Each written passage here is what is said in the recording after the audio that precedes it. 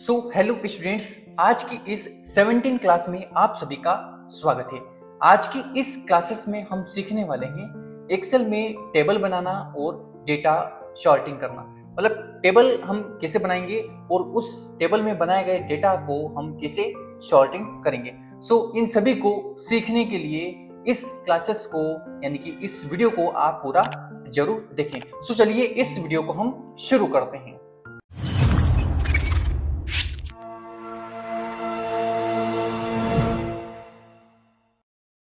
सबसे पहले हम सीखेंगे यहाँ पर कि एक्सेल में टेबल बनाना और डेटा सॉर्टिंग आखिर क्या होता है, किस तरीके से हम इसे बना सकते हैं। पहले तो हम इसकी डेफिनेशन को समझेंगे, उसके बाद में मैं आपको इसको प्रैक्टिकल करके भी बताऊंगा। सबसे पहले हम समझेंगे यहाँ पर एमएस एक्सेल एक शक्तिशाली टूल है। मतलब माइक्रोसॉफ्ट का जो एक्सेल है वह एक पावरफुल टूल है जिसका उपयोग डेटा स्टोर, विश्लेषण यानी कि एनालिसिस और गणना यानी कैलकुलेशंस करने के लिए किया जाता है।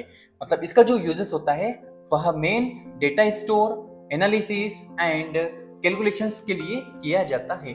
एक्सेल में डेटा को व्यवस्थित यानी कि ऑर्गेनाइज और प्रस्तुत यानी कि प्रेजेंट करने के लिए टेबल का उपयोग किया जाता है। मतलब जो टेबल का मेन यूजेस होता है वह डेटा को प्रस्तुत करने के लिए किया जाता है। साथ ही जब हमारे पास बहुत सारा डेटा होता है तो उसे सही क्रम यानी कि असेंडिंग या डिसेंडिंग में व्यवस्थित करने के लिए डेटा सॉर्टिंग का उपयोग किया जाता है। जैसे कि यहाँ पर असेंडिंग एंड डिसेंडिंग का मतलब ये होता है कि किसी भी डेटा को शॉर्ट या फिर उसे क्रम में जमाना। यही असेंडिंग एंड डिसेंडिंग होता है। आगे मैं आपको इसका प्रैक्टिकल भी बताऊंगा। जैसे कि आप देख सकते हैं कि यहाँ पर हमारे सामने एक शीट दे रखी है, इसे हम प्रैक्टिकल करना भी सीखेंगे। अब हम समझेंगे एक्सेल में टेबल बनाना। देखिए, एक्सेल में टेबल बनाने के लिए भी हमें यहाँ पर कुछ स्टेप्स को समझना होगा। जैसे कि एक्सेल में टेबल बनाना बहुत आसान है। टेबल का उपयोग डेटा को व्यवस्थित और स्पष्ट रूप में दिखाने के लिए किया जाता है। मतलब जो डेटा होता है उसे स्पष्ट तरीके से दिखाने के लिए इसका यूजेस किया जाता है। और यहाँ पर जो स्टेप्स दे रखे हैं यह सभी टेबल को बनाने के स्टेप्स दे रखे हैं। इन्हें आप प्रैक्टिकल कर लीजिएगा। हालांकि मैं अभी आपको प्रैक्टिकल करके भी बताऊंगा। यदि आप चाहें तो अपनी नोटबुक में इसे नोट डाउन कर लीजिएगा। ठीक है, तो अभी हम इनका सभी का प्रैक्टिकल करना सीखेंगे। अब हमें यहाँ पर एक्सेल को ओपन कर लेना है। एक्सेल को ओपन करने के लिए हमें यहाँ पर कीबोर्ड से विंडोज बटन दबाना है और यहाँ पर हमें सर्च करना है एक्सेल। जैसे एक्सेल हमारे सामने आएगा तो यहाँ पर हम एंटर कर देंगे। तो आप देख सकते हैं कि यहाँ पर हमने एक्सेल को ओपन कर लिया है। अब हमें यहाँ पर कुछ डेटा को एंटर कर लेना है। एंटर करने के बाद में हमें यहाँ पर टेबल बनाना है, या फिर हम टेबल को पहले ही बना सकते हैं। तो हम क्या करेंगे, यहाँ पर टेबल को बनाने के लिए हम सिंपल एक काम करते हैं। हम यहाँ पर इंसर्ट टैब पे आते हैं और यहाँ पर हम टेबल पे क्लिक कर देते हैं। सिंपल आप देख सकते हैं कि यहाँ पर हम जैसे टेबल के ऊपर क्लिक किया तो यहाँ पर क्रिएट टेबल की विंडो आ चुकी है। और यहाँ पर हमें कितने एरिया में टेबल बनाना है वह यहाँ पर हमें सिलेक्ट करना होगा। ठीक है, यहाँ पर एक काम करते हैं, हम एक डेटा को यहाँ पर टाइप कर लेते हैं, या फिर हमारे पास में पहले से जो डेटा टाइप है उस डेटा को हम यहाँ पर ओपन कर लेते हैं। जैसे कि आप देख सकते हैं कि एक बेसिक डेटा मैंने यहाँ पर टाइप किया हुआ है। ठीक है, अब मुझे यहाँ पर क्या करना है, इसके अंदर टेबल को इंसर्ट करना है। टेबल को हम इंसर्ट किसके अंदर करेंगे, तो हम यहाँ पर जो हमारा जो डेटा दिखाई दे रहा है, एक काम करते हैं, हम यहाँ से इसे थोड़ा सा नीचे ले लेते हैं, कॉपी करके यहाँ पर पेस्ट कर लेते हैं और इसके अंदर जो डेटा लिखा हुआ है इसे हम हटा देते हैं। तो आप देख सकते हैं कि हमने सिंपल यहाँ पर डेटा लिखा हुआ है। अब इसके अंदर मुझे यहाँ पर टेबल को इंसर्ट करना है। मैंने इसको यहाँ से यहाँ तक पहले तो सिलेक्ट कर लिया। सिलेक्ट करने के बाद में हमें इंसर्ट पे आना है और टेबल पे क्लिक कर देना है। हम जैसे टेबल पे क्लिक करेंगे तो यहाँ पर आप देख सकते हैं कि क्रिएट टेबल की विंडो आ जाएगी। अब यहाँ पर हमें क्लिक कर देना है माय टेबल हैज हेडर्स। इसका मतलब ये होता है कि ये जो सबसे ऊपर की जो रो है ना, यानी कि जो टेबल है अपनी, इस टेबल के अंदर की जो सबसे ऊपर की रो है यही हेडर में आ जाएगी। ठीक है, और बाकी यहाँ पर भी आप देख सकते हैं। उसके बाद में हमें सीधा ओके पे क्लिक कर देना है। यहाँ पर आप देख सकते हैं ओके लिखा हुआ है, हम सीधा ओके पे क्लिक कर देते हैं। हम जैसे ओके पे क्लिक करेंगे तो यहाँ पर आप देख सकते हैं कि इसकी टेबल बन चुकी है और सबसे ऊपर की जो रो दिखाई दे रही है यह इसकी हेडर रो हो चुकी है। तो इस तरीके से आप टेबल भी बना सकते हैं और इसका शॉर्टकट भी यहाँ पर दे रखा है कंट्रोल टी। जैसे आप यहाँ पर कंट्रोल टी बटन दबाते हैं, डेटा को सिलेक्ट करके मैं यहाँ पर इसको अंडू कर लेता हूँ, ठीक है। कंट्रोल टी बटन जैसे दबाते हैं तो यहाँ पर आप देख सकते हैं कि सेम विंडो यहाँ पर भी खुल चुकी है, हमें ओके कर देना है। तो आप देख सकते हैं कि यहाँ पर इसके फिल्टर भी आ चुके हैं।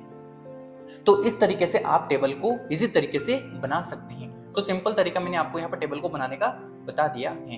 अब हमें यहाँ पर आगे आना है। अब हम समझते हैं यहाँ पर डेटा सॉर्टिंग। अब डेटा सॉर्टिंग हमें कैसे करना है समझिएगा। डेटा सॉर्टिंग आखिर क्या होता है? एक्सेल में डेटा को व्यवस्थित यानी कि सॉर्टिंग करने से उसे पढ़ना और समझना आसान हो जाता है। देखिए कैसे करेंगे। डेटा सॉर्टिंग करने का प्रकार है यहाँ पर असेंडिंग ऑर्डर। असेंडिंग ऑर्डर देना है, मतलब A to Z यानी कि A से Z तक या छोटे से बड़ा अक्षर करने के लिए इसका यूजेस किया जाता है।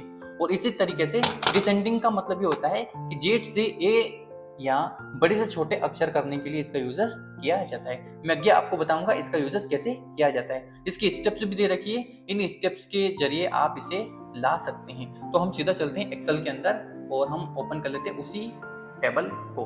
अब देखिए यहाँ पर आप देख सकते हैं कि 1 2 3 4 5 दे रखा है, यानी कि ऊपर से लेके नीचे तक के नंबर यहाँ पर दे रखे हैं, मतलब छोटे से बड़े का, ठीक है, जिसको बोलते हैं A to Z, ठीक है। तो इस तरीके से ये जो आपको दिखाई दे रहा है ना A से Z, मतलब यहाँ पर डेटा को छोटे से बड़े क्रम में व्यवस्थित करता है, ठीक है। अभी ये कौन से क्रम में है तो इसे हम कहेंगे असेंडिंग में है, ठीक है। तो यहाँ पर अभी हमें क्या करना है, इसको डिसेंडिंग करना है। डिसेंडिंग कैसे करेंगे, यानी 5 से छोटे अंक हमें नीचे की तरफ लेना है।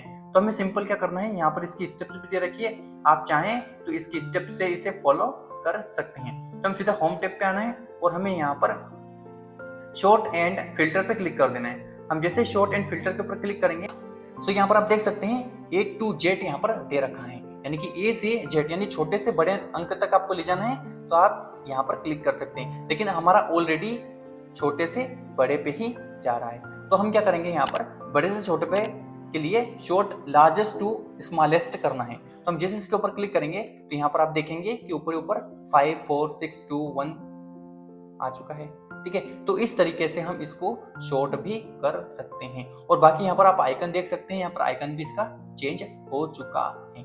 तो इस तरीके से अब देखिए एक सीरियल नंबर पे देखेंगे हम तो एक नंबर पे विक्की का नाम था, दूसरे पे सौरभ का नाम था, तीसरे पे कुछ और नाम था, चौथे पे कुछ और नाम था, पांचवे पे कुछ और नाम था। वापिस हम इस पे क्लिक करेंगे, सिलेक्ट करेंगे और वापिस हम यहाँ पर शॉर्ट एंड फिल्टर पे क्लिक करेंगे और यहाँ पर हमें क्या करना है, शॉर्ट स्मॉलेस्ट टू लार्जेस्ट पे क्लिक कर देना है। हम जैसे यहाँ पर क्लिक करेंगे तो आप देखेंगे कि सारे के सारे यहाँ से यहाँ तक के सभी चेंज हो चुके हैं। सो ये होता है डेटा को शॉर्टिंग करना। आप इस तरीके से डेटा को शॉर्टिंग कर सकते हैं, असेंडिंग कर सकते हैं और डिसेंडिंग कर सकते हैं। तो ये जो तरीका मैंने आपको बताया यह इसका एक सिंपल तरीका है। और बाकी यदि आप फिल्टर का यूज करना चाहते हैं तो फिल्टर का यूज भी कर सकते हैं। इसके शॉर्टकट की भी दे रखी है, तो चाहें तो आप इसके शॉर्टकट की के यूजेस से भी आप सिंपल इस पे जाके यहाँ पर इसको ले सकते हैं। अब हमें क्या करना है, इसमें फिल्टर लगाना है। अब मान लो कि मुझे यहाँ पर सिर्फ कुलदीप का ही डेटा देखना है कि मान लो कि कुलदीप को इंग्लिश में कितने नंबर आए, हिंदी में कितने नंबर आए, मैथ्स में कितने आए, है ना। तो मुझे यहाँ पर सिर्फ कुलदीप का ही डेटा शो कराना है, तो मेरे को यहाँ पर क्लिक कर देना है। आप जैसे यहाँ पर क्लिक करेंगे तो यहाँ पर सिलेक्ट ऑल पे आपको अनचेक कर देना है और सीधा यहाँ पर सिर्फ कुलदीप का ही नाम सिलेक्ट कर लेना है और ओके पे क्लिक कर देना है। जैसे आप ऐसा करेंगे तो यहाँ पर सिर्फ कुलदीप का ही डेटा हमें यहाँ पर दिखाई देगा। सो इस तरीके से हम डेटा को शॉर्ट तरीके से फिल्टर भी कर सकते हैं। तो ये जो तरीका मैंने आपको बताया है यह इसको फिल्टर करने का तरीका था। अभी जैसे कि मैंने आपको यहां से यहां तक सभी डेटास को बता दिया है शॉर्टिंग करना। अब हम सीखते हैं आगे।